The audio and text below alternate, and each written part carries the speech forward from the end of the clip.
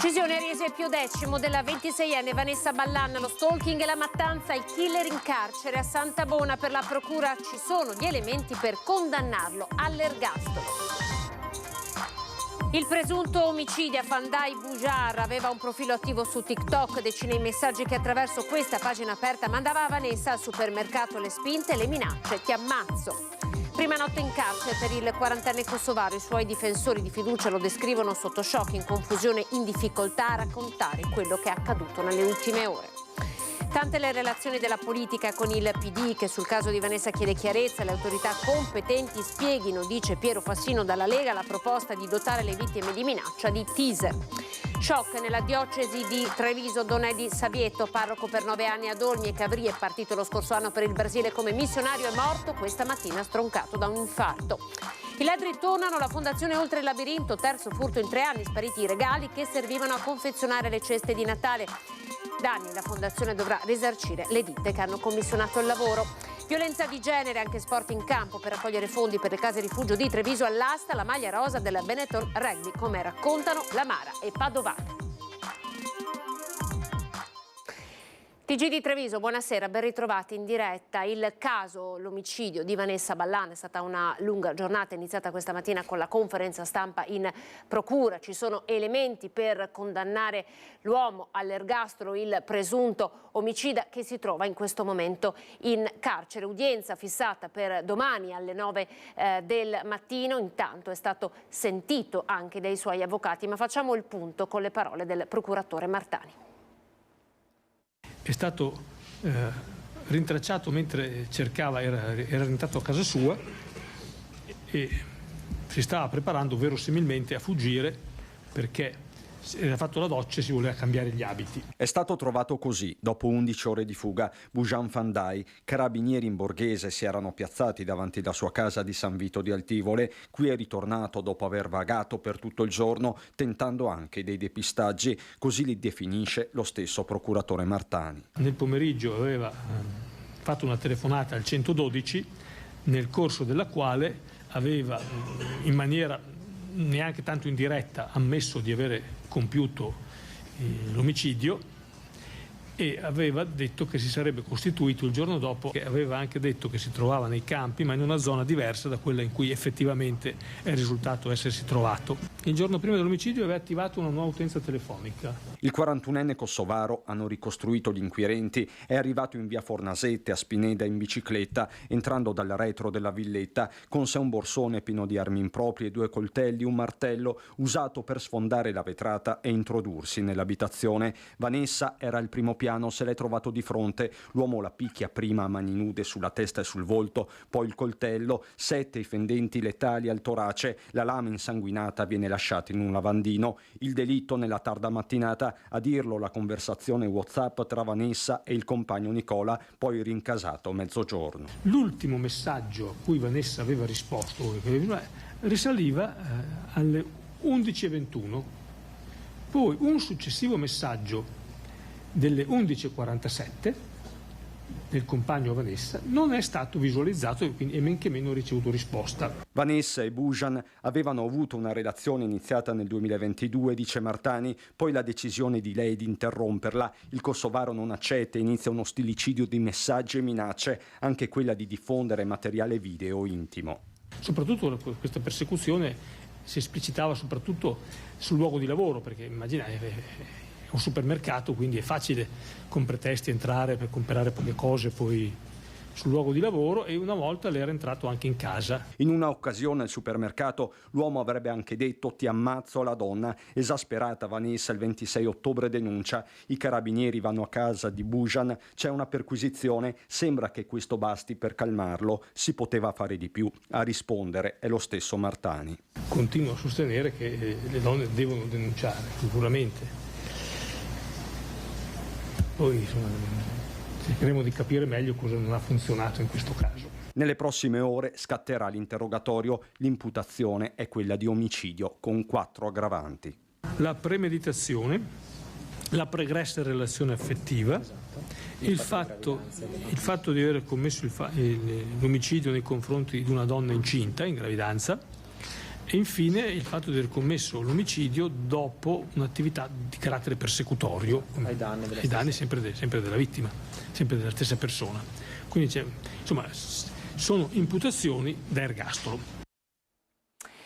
Video deliranti e minacciosi, l'autore è lui, su TikTok, una sorta di pagina aperta dove appunto cercava di mandare dei messaggi proprio a Vanessa evidentemente. E poi ci sono le parole dell'avvocato che l'ha visto questa notte, l'ha incontrato. Vediamo.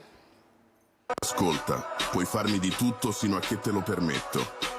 Ma c'è una cosa che non devi fare, non sottovalutarmi, mai. Usava TikTok come un diario, postava video, ce ne sono decine sul suo profilo, aggiungeva la musica, lo sguardo lontano, la sigaretta in mano. I suoi messaggi erano questi. Ti ho amato profondamente, con una sincerità che credevo condivisa. Per te ero pronto a tutto, a scalare montagne, a attraversare oceani. Ma hai scelto di tradire questa fiducia. Il mittente era lei, Vanessa, forse? Come un leone ferito, le parole sono amare e sembrano chiamare vendetta. L'uomo che innamorato non si piega. Mia madre mi ha cresciuto come la persona più gentile e dolce che tu abbia mai incontrato. Ma se mi manchi di rispetto, ti mostrerò perché ho il cognome di mio padre. I video diventano inquietanti, come questo. La voce parla in francese, c'è una data, 16 novembre 2021. Non mi mettere mai nelle condizioni di essere una persona senza cuore, posta in un altro video. Non troverai nessuno con la stessa fiamma ardente, dice ancora. Una dichiarazione d'amore e di guerra. Ed è un uomo invece scosso e sotto shock, quello che l'avvocato Remo Lot ha segnato d'ufficio insieme a Chiara Mazzoccato, avvocato e sindaco di Cairano San Marco, e riferisce di aver incontrato nella notte dopo essere stato convocato dai carabinieri. Scosso, molto battuto, un po' confusionario, come penso fosse comprensibile, forse insomma, ecco. E quindi ho scambiato solo poche parole su come stava, bottava, insomma, non parlava in maniera. Lui sembrava. Questa mattina in carcere gli ha fatto visita invece la collega Mazzoccato. Gli avvocati sono in attesa ora di ricevere la notifica di convalida del fermo. Allora, dunque, udienza fissata, si è saputo davvero da pochi minuti alle 9 di domani mattina. Intanto noi con le immagini torniamo nella villetta, davanti alla villetta di Vanessa. Parlano i vicini di casa, la ricordano come una donna davvero solare con una risata contagiosa. Fiori bianchi davanti alla casa di via Fornasette a Spineda di Riese Pio X, dove viveva Vanessa Ballan, la donna di 26 anni, ennesima vittima di femminicidio, ammazzata barbaramente dal 41enne kosovaro Bujar Fandaj, che aveva pianificato nei minimi dettagli l'assassinio. Timidamente c'è chi si avvicina per lasciare un segno, per ricordare il sorriso di una giovane strappata alla vita, alla sua famiglia, a un'intera comunità. Un dolore straziante, come conferma la vicina di casa. Io sono partita ieri mattina e come tutte le mattine salgo dalla rampa e la vedo che aspetta il pulmino con il piccolino. Abbasso il finestrino e saluto. E basta. Io di lei ho un ricordo bellissimo perché lei aveva sempre sorriso, solare, carica. Io l'ho sempre vista così, loro li ho sempre visti con i bambini del quartiere, no? Perché appunto sono giovanissimi, però uniti, vicini, cioè non dovrebbero succedere queste cose. Lei si è mai accorta di niente? Ha mai notato persone sospette o movimenti strani? No, assolutamente no. Una cosa che lei ha ricordato e che hanno ricordato anche tante altre persone che abbiamo sentito anche ieri, proprio la solarità di Vanessa Ballan. Sempre sorridente, sempre. Io da quando l'ho vista qua e dicevo, e il bambino ha preso da te. E dopo la risata sua era contagiosa, perché la sentivi proprio, era una risata contagiosa, forte, cioè ci sono, non so come dire, no? E quindi, sì, sono scioccata, sinceramente, ve lo giuro, sono proprio scioccata. Pensate come vicini, come quartiere, non so, di fare qualcosa, di fare un momento per ricordare Vanessa? Guardi, io ancora devo sì, sentire insomma i vicini, spero di sì, perché è il minimo che possiamo fare per una persona così e basta. Grazie davvero, grazie davvero. Poi ci sono i colleghi di Vanessa al supermercato Eurospin, anche loro sotto shock, si stringono in un dolore troppo forte da sopportare. Al supermercato dove lavorava Vanessa Ballani, in pieno centro a Riese, c'è tanto dolore per la perdita di una collega, di un'amica, sempre disponibile, sempre pronta al sorriso e a una buona parola. La ricordano così e sentono la sua mancanza, come hanno dichiarato a microfono e telecamera spenti. Il direttore del negozio, dal canto suo, ci ha chiesto di lanciare un messaggio a chi ci governa perché vengano approvate giuste misure affinché queste tragedie possano essere prevenute e non muoversi, ha detto, il giorno dopo che l'ennesima donna è stata uccisa come la 26enne da un uomo che già era stato denunciato per stalking, per minacce. Anche i clienti del supermercato sono atterriti da quanto accaduto alla giovane donna ammazzata assieme alla creatura che portava in grembo. Manca molto, mi manca tanto il suo sorriso e la gran voglia di vivere che aveva. Ecco, manca tanto, sì, purtroppo. Una perdita grande. Sì, anche perché è giovanissima così, insomma, aveva tutta la vita davanti. Lei è molto scossa? Sì, perché all'inizio, il mio compagno mi aveva mandato un messaggio, sai, è morta una persona da Riese, e poi una mia amica mi ha mandato la foto, ho detto, oh no. Ho detto, mi sono messa a piangere perché ho detto, mamma mia, fino all'altro giorno parlavano di Giulia, adesso ce n'è un altro. Oltre a Vanessa Ballan hanno ben presente anche il suo assassino, Bujar Fandai, che vedevano puntualmente nel bar vicino al supermercato dove la donna lavorava e dove lui la controllava. Il ragazzo che l'ha uccisa frequentava abbastanza questa area qui, ecco. Dopo, purtroppo, quando è successo il fatto, avendo già sentito voci, si fa 1 più 1, adesso si arriva alle conclusioni, ecco. Anche la povera Vanessa lo ha denunciato, ma cosa serve le denunce?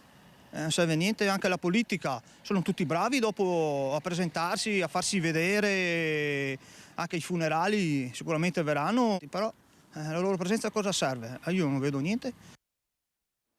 La politica con il Partito Democratico che sul caso di Vanessa chiede chiarezza e la Lega che invece propone di dotare le vittime di minacce di un teaser.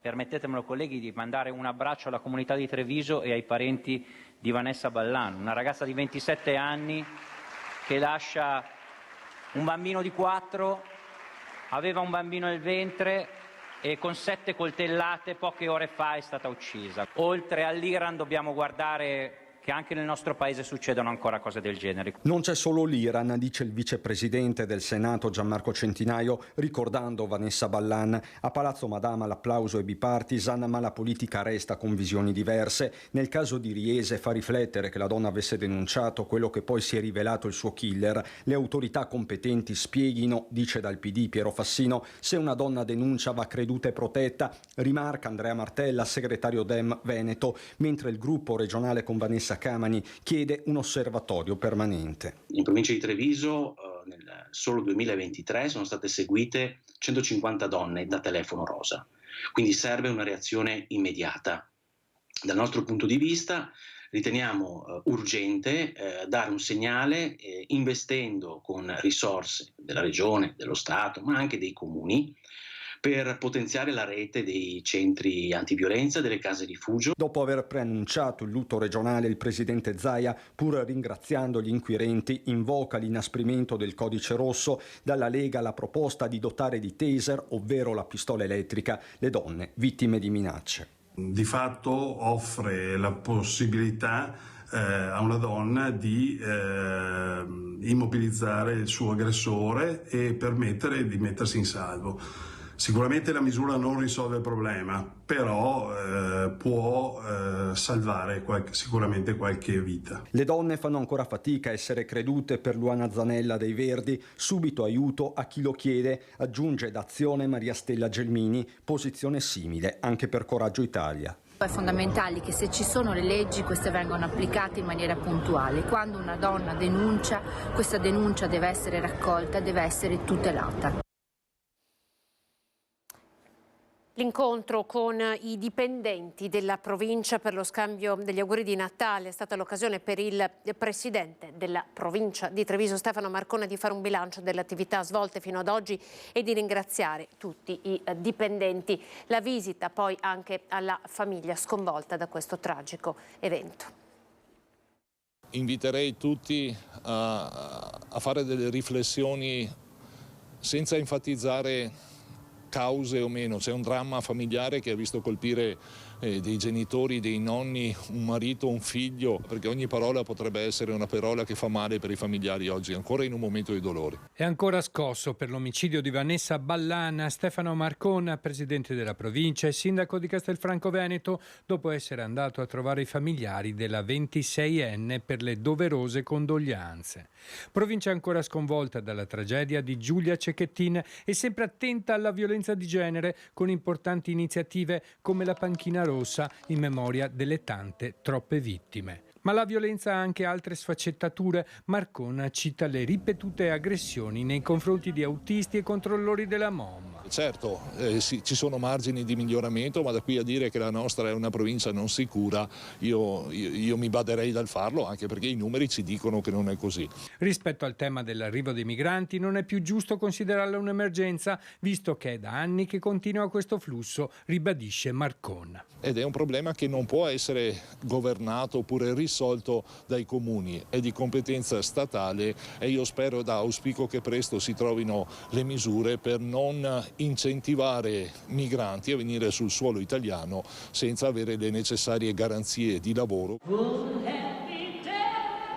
Al consueto incontro con i dipendenti della provincia per gli auguri di Natale, il presidente, per quanto riguarda il bilancio delle attività, si è dimostrato soddisfatto. L'anno, a mio modo di vedere, è stato un anno positivo, un anno da bicchiere mezzo pieno. Abbiamo centrato risultati molto importanti grazie al vostro lavoro, ricordo quelli sull'edilizia scolastica, quelli sulla viabilità, sull'ambiente, sulle pari opportunità, la protezione civile. Negli ultimi 3 anni la provincia ha assunto 103 dipendenti. Marcona alla fine dell'incontro ha voluto stringere la mano ai nuovi assunti e augurare a tutti buon Natale. Il sindaco di Treviso, Mario Conte, ha incontrato al Palazzo del Viminale il ministro dell'Interno, Matteo Piantedosi, e il sottosegretario di Stato Nicola Molteni. Sul tavolo della discussione temi di stretta attualità come la sicurezza e il numero significativo di migranti presenti nei territori comunali, in particolare nella città capoluogo, la necessità di seguire i minori stranieri non accompagnati e il rifinanziamento del sistema di accoglienza nazionale. Per quanto riguarda Treviso, ha chiesto un alleggerimento delle presenze nel territorio e un freno agli arrivi di nuovi migranti, la cui gestione, nonostante la buona volontà di tutti, è sempre più complicata. Il primo cittadino ha incontrato anche il vicepresidente del Consiglio Matteo Salvini. Temi trattati, viabilità e trasporti, è stato di avanzamento dei progetti infrastrutturali sul territorio, come il quarto lotto della tangenziale.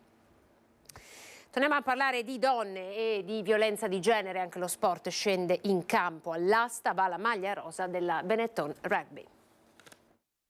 Facciamo vedere ovviamente, quindi col nostro logo e la maglia che portiamo in giro per tutta l'Europa per rappresentare proprio sia la nostra squadra, ma poi ovviamente anche insomma un messaggio così importante, che è quello proprio di combattere determinati atteggiamenti. Una maglia rosa contro la violenza di genere. La Benetton Rugby a scendere in campo questa volta. I fondi raccolti dalla vendita all'asta della divisa indossata nel campionato internazionale United Rugby Championship ed European Professional Club Rugby Challenge Cup serviranno a sostenere i progetti per proteggere le donne ed educare gli uomini. Fa molto male perché non riesci a capire fino a quando la mente umana riesca ad arrivare a questa cattiveria. Siamo comunque un catalizzatore di attenzioni, quindi secondo me cercare di dare un esempio a tutti penso sia un'ottima iniziativa, insomma, anche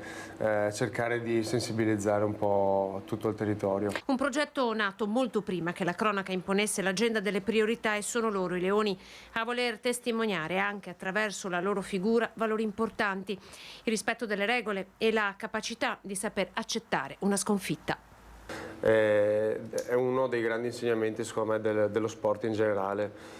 cercare insomma rialzarsi dopo una sconfitta ed essere sempre pronti a rimbalzare per cercare subito una vittoria, quindi cercare sempre di, quando cadi, rialzarsi il prima possibile.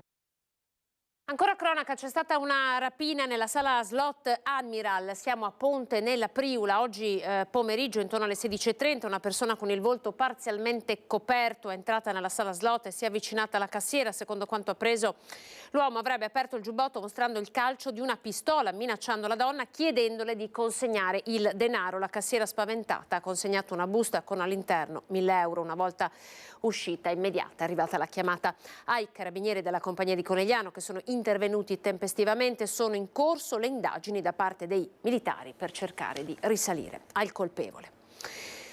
E poi c'è lo shock nella comunità ecclesiastica di Treviso. Donedi Savietto, parroco per 9 anni ad Olmi e Cavrie, è stato stroncato nella mattina in Brasile dove si trovava, lavorava come missionario a causa di un infarto fulminante. Riascoltiamo le sue parole. Sono contento perché è arrivata questa opportunità grande, insomma, di poter andare in missione. A mandarlo in Brasile era stato proprio il Papa nel 2018 con il Sinodo per l'Amazzonia. Spero di rendere onore a queste comunità che mi inviano, aveva detto il 23 ottobre dello scorso anno ai microfoni di Nicola Marcato, parlando di Olmi e Cavrie, che Donedi, già vicario della parrocchia della Cattedrale a Treviso, aveva guidato per anni. Dicevo anche ai ragazzi stamattina che non partirò sicuramente da solo, ma con ognuno di loro segnato nel mio cuore, nella mia carne, insomma, quindi partiamo insieme. La notizia della sua morte è giunta improvvisa e inattesa dal Brasile. Edi aveva solo 51 anni. Ad ucciderlo un infarto fulminante mentre si trovava nella sua parrocchia a Paracaima, al confine con il Venezuela. A comunicarla il vicario per il clero, Monsignor Donato Pavone. Nel pomeriggio invece il vescovo di Treviso, Monsignor Michele Tommasi, ha fatto visita alla famiglia. Eccolo mentre sale in bicicletta da Quarto d'Altino per un pellegrinaggio di pace. In quell'occasione i fondi raccolti furono donati alle famiglie alle prese con il caro bolletta. Entusiasta, poliedrico, sempre capace di mettersi in ascolto, inserito nella comunità a tutti i livelli. Qui stava benedicendo il carico di aiuti partito da un'azienda di San Biagio di Callalta verso l'Ucraina. 2 anni fa, insieme a Don Cuncarollo, aveva sfidato ogni avversità per portare aiuti ai migranti che bivaccavano nelle foreste Bijak in Bosnia-Erzegovina. La notizia della sua morte improvvisa è stato uno shock per le comunità di San Biagio che tanto lo hanno amato e sostenuto. Qui le immagini della festa organizzata a Cavrie per salutarlo prima della partenza. I bambini avevano fatto disegni per lui, di loro diceva: Sono tanto anche triste, insomma, per dover partire, perché qui sono stati 9 anni a Olmi e domani che saluto Cavrie 6 anni, meravigliosi, quindi esperienze incredibili, insomma. Un grande saluto da Pacaraima e che sempre Dio vi benedica. San Biagio di Callalta è una comunità sconvolta anche per un'altra morte, quella prematura a soli 26 anni di Laura Borina. I genitori della ragazza vivono a Spercenigo, dove saranno celebrati i suoi funerali. Al momento non c'è ancora una data perché potrebbero essere svolti degli accertamenti per stabilire le cause di questo decesso improvviso. I ladri sono tornati alla Fondazione Oltre il Labirinto. È il terzo furto in 3 anni, spariti i regali che servivano a confezionare le ceste di Natale. Per il terzo anno di fila, sempre a dicembre, sono entrati stanotte verso le 21 dei ladri e hanno portato via dei prodotti soprattutto alimentari, bevande, vino, birre. Sconforto e rabbia. È il terzo anno consecutivo che l'associazione Oltre il Labirinto subisce un furto a pochi giorni dal Natale. È successo a Vascondi Carbonera. I malviventi, immortalati dalle telecamere di videosorveglianza, sono entrati in questo centro diurno frequentato da una dozzina di ragazzi autistici e hanno portato via i regali per confezionare le ceste natalizie. Il danno è notevole.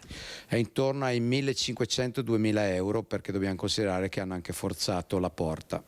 I ladri hanno effettuato prima un sopralluogo, poi con il buio sono tornati. Come gli altri anni sono entrati da una porta sul retro della sede. Alle 5:30 si vedono delle persone riprese dalle telecamere di sicurezza che fanno il giro dello stabile e controllano. Dopodiché verso le 9 si avvicinano.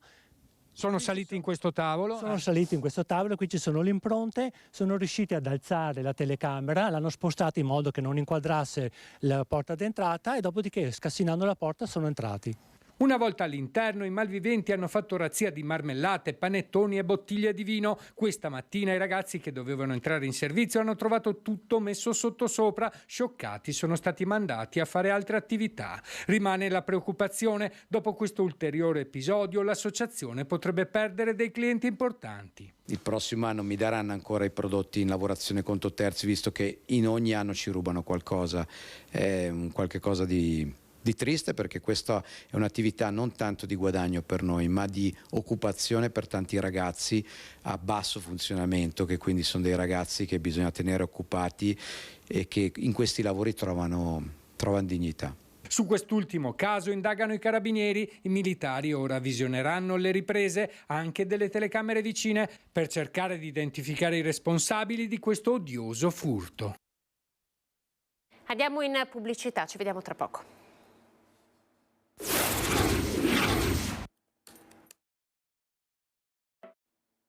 TG Treviso, buonasera, ben ritrovati. Ripartiamo dalla cronaca con l'incendio di ieri sera a Vazzola, le distillerie Maschio a fuoco, un silos dell'impianto, nessun operaio fortunatamente è stato coinvolto dalle fiamme. Fiamme all'interno di un silos e una grande coltre di fumo attorno a tutto l'impianto. Attimi di paura alle distillerie Maschio in via Bosco a Vazzola, dove ad andare a fuoco il filtro di aspirazione delle polveri di lavorazioni delle vinacce. Fiamme che fortunatamente non hanno coinvolto nessun operaio, distrutta invece parte del tetto dell'impianto. Intervenuti sul posto con un'autopompa e un'autobotte i vigili del fuoco di Conegliano, i volontari di Asolo, l'autoscala e il capo servizio di Treviso. Spente le fiamme, messo in sicurezza lo stabile e, come fa sapere l'azienda attraverso una nota stampa, le attività lavorative sono già regolarmente ripartite in giornata. Fondazione Morello, dopo mesi di pressing e polemiche, il Consiglio Comunale ha dato l'ok alla riqualificazione dell'area di Piazza Giorgione e di via Romanina. Impegno mantenuto, per noi è la salvezza, dice il presidente della Fondazione Mirko Casteller. Il Consiglio approva, pongo quindi in votazione per l'immediata eseguibilità. Voti favorevoli? Voti contrari? Nessuno. Il via libera con l'astensione delle opposizioni è arrivato l'una di notte dopo una seduta a fiume dedicata anche ai temi della sanità.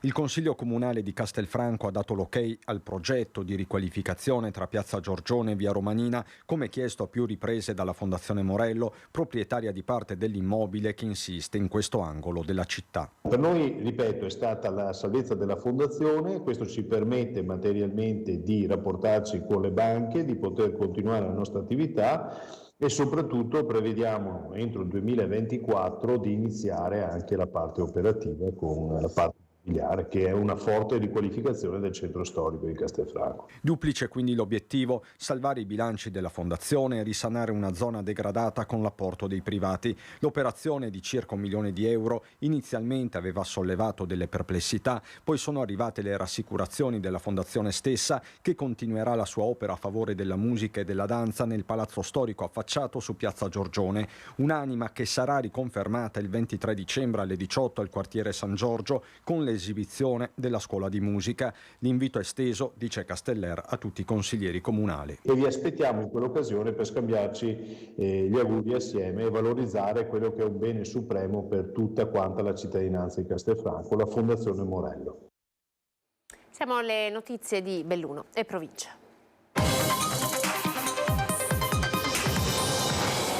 La cronaca in apertura: arresti domiciliari ad un 25enne di nazionalità macedone residente a Vittorio Veneto è fermato a Belluno con 4 grammi di cocaina. L'attività di indagine è stata eseguita dai poliziotti della squadra mobile e dalle volanti del capoluogo.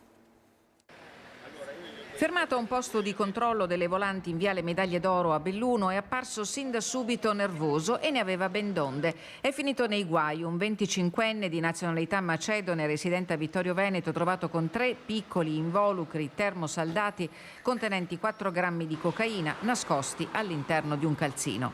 I poliziotti hanno subito intuito che qualcosa non andava e la perquisizione personale del giovane ha dato loro ragione. Nelle successive indagini della squadra mobile di Belluno è stata perquisita acquisita anche l'abitazione del 25enne che ha consentito di recuperare e sequestrare altri 25 grammi di cocaina e materiale per il confezionamento. L'uomo è stato arrestato per detenzione ai fini di spaccio e posto agli arresti domiciliari su disposizione della Procura della Repubblica di Treviso. La misura cautelare dell'obbligo di dimora nel comune di Vittorio Veneto è stata convalidata venerdì scorso.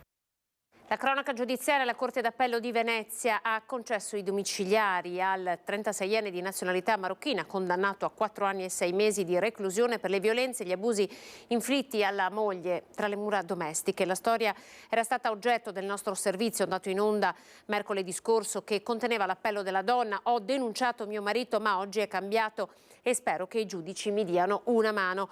Quella mano invocata dalla donna è arrivata al termine dell'udienza di lunedì scorso. I giudici, all'esito delle valutazioni anche psicologiche prodotte dal difensore del 36enne, hanno stabilito la sostituzione della pena dal carcere, dove l'uomo si trovava rinchiuso da 8 mesi, ai domiciliari senza braccialetto elettronico, che saranno scontati probabilmente già da oggi in una stanza messa a disposizione dalla Caritas diocesana di Belluno. Il comando provinciale dei Vigili del Fuoco di Belluno ha un nuovo comandante, si chiama Matteo Carretto e arriva da Pordenone. Oggi l'avvicendamento con l'uscente Antonio Del Gallo, che assume esclusivamente il comando di Ferrara. Un ufficio che si svuota, una scrivania linda attorno alla quale c'è tempo per le ultime consegne prima di prendere definitivamente la strada per Ferrara. Antonio Del Gallo e il successore Matteo Carretto insieme al terzo piano del comando provinciale dei Vigili del Fuoco di Belluno questo pomeriggio per i saluti ufficiali. Il neocomandante ha 54 anni, arriva dal comando di Pordenone, orgogliosamente veneziano e fiero di aver assunto il nuovo incarico nella provincia che con il capoluogo lagunare condivide la storia del passato e quella del presente, quest'ultima contrassegnata dagli sconvolgimenti causati dal cambiamento climatico. Un comando di eccellenza quello di Belluno. Qui è tutta una sfida, afferma Matteo Carretto. Avevo fatto richiesta di mobilità verso Belluno perché ritenevo che potesse essere un passaggio professionale importante e quindi l'attribuzione dell'incarico mi ha colto preparato. Carretto arriva in una provincia dove oltre una ventina di distaccamenti dei Vigili del Fuoco volontari garantiscono il fondamentale compito di tutela del territorio. Proprio la caratteristica ambientale della provincia di Belluno comporta che l'organizzazione dei soccorsi porti a una realtà che è molto simile a quella del Trentino Alto Adige, ovvero sia i distaccamenti volontari che tutelano il territorio, e è in effetti un contributo importante. Il nuovo comandante sa che il suo incarico triennale comporterà il grande impegno richiesto dalla sfida olimpica oramai alle porte. Visibilmente commosso Antonio Del Gallo, che negli ultimi mesi ha retto il comando di Belluno oltre a quello di Ferrara. Lascio il cuore, lascio tanti rapporti intessuti con il personale operativo, ma anche intessuti con le istituzioni, con la gente, quindi lascio veramente tanto. Sono stati 3 anni davvero importanti, impegnativi, ma che porterò sempre nel cuore, sia in termini appunto di rapporti umani, ma anche in termini di esperienza professionale. Investimenti PNRR, contributi alle unioni montane, messa in sicurezza delle frane, tra gli interventi maggiori contenuti nel bilancio previsionale di Palazzo Peloni, approvato dall'Assemblea dei Sindaci e ratificato dal Consiglio provinciale, che già lo aveva adottato una settimana fa. I sindaci si sono espressi con 31 voti a favore, 4 astensioni e un voto contrario. Il bilancio di previsione tiene conto sia del cosiddetto prelievo forzoso che del contributo alla finanza pubblica, con un impatto di circa 700.000 euro. Oltre 12 milioni entrano dal PNRR per la prima quota di interventi sugli istituti scolastici provinciali. Dal Fondo Comuni Confinanti entrano 1,8 milioni di euro per la realizzazione dell'azienda agricola all'agrario di Feltre. E poi ci sono i 13 milioni di euro che stanno per arrivare ai comuni della Val Belluna. Si tratta di fondi europei erogati attraverso la Regione del Veneto, che finanzieranno opere per la riqualificazione ambientale, aree verdi, progetti di co-housing e di sociale. Capofila dell'operazione i comuni di Belluno e di Feltre. Belluno si concentrerà sul verde pubblico, Feltre sulle piste ciclabili e il recupero di appartamenti per persone fragili. Fonzaso ha un impianto per atletiche e alla piastra polifunzionale sportiva della scuola media. Cesio Maggiore alla sistemazione del parcheggio adiacente il Museo della Bicicletta. Sono alcuni dei progetti che hanno superato la fase 2 del SUS, acronimo di Sviluppo Urbano Sostenibile, che ha messo insieme 12 comuni della Val Belluna, da Ponte nelle Alpi a Fonzaso. È una grande opportunità e che abbiamo saputo cogliere tutti insieme, abbiamo fatto squadra, non abbiamo avuto nemmeno difficoltà a dividere le aree di intervento, perché quello che era davanti a noi tutti era la volontà di far cadere questi contributi, queste opportunità per tutto il territorio della Val Belluna. 13 milioni di euro la cassaforte del finanziamento europeo erogato attraverso la Regione Veneto, che la settimana scorsa ha dato il via libera alla fase di progettazione. Capofila della strategia i comuni di Feltre e di Belluno. Per la prima volta Belluno fa parte di questo percorso virtuoso legato ai fondi FESR europei.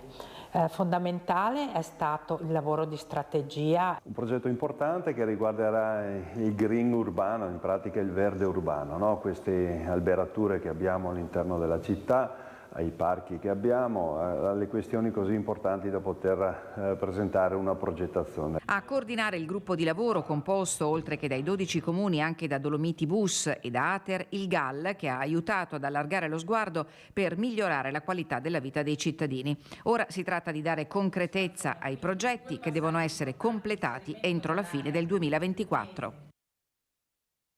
Siamo in chiusura del nostro notiziario e chiudiamo proprio con le immagini delle vostre natività, quella di Rebecca Zanon di Villadasolo, di Roberto Cavarzanna di Istrana, Nicolò Pizzolato, Vede Lago Aurora e Maddalena Bertelli di Zero Branco e poi Giuseppe Amadio di Cusignana di Giavera. È tutto, grazie per essere stati in nostra compagnia, buona serata, arrivederci.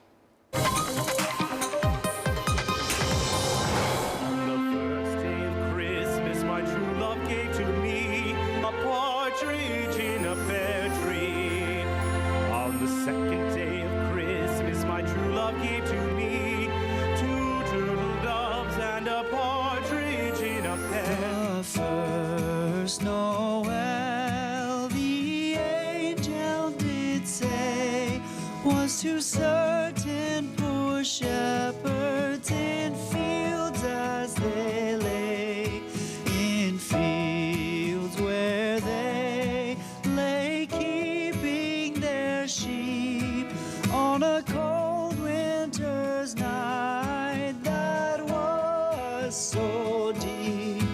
Noel, Noel, Noel, Noel, born is the King of Israel.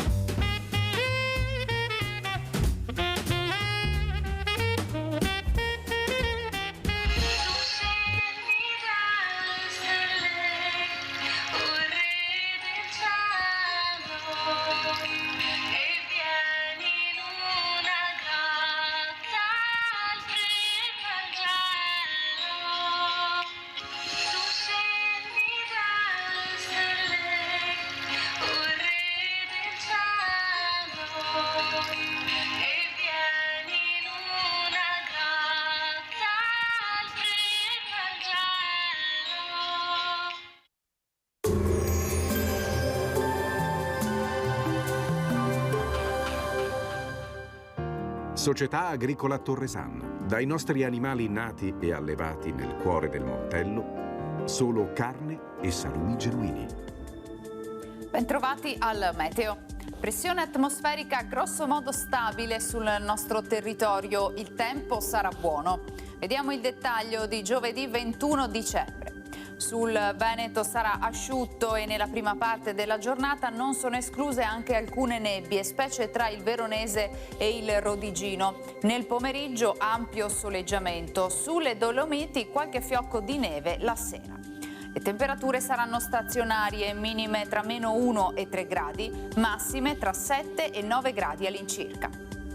Ci spostiamo ora sul Friuli Venezia Giulia. Anche in questo caso avremo tanto sole ovunque, il cielo si presenterà sereno o al massimo poco nuvoloso. Temperature minime tra lo 0 e i 5 gradi, massime sugli 8-12 gradi. Infine diamo uno sguardo alla situazione del Trentino Alto Adige, dove sarà per lo più soleggiato, con nubi in aumento in serata, specie a nord della regione. Temperature minime sotto 0, massime sui 6-7 gradi. Dal meteo di Antenna 3 è tutto, arrivederci al prossimo aggiornamento.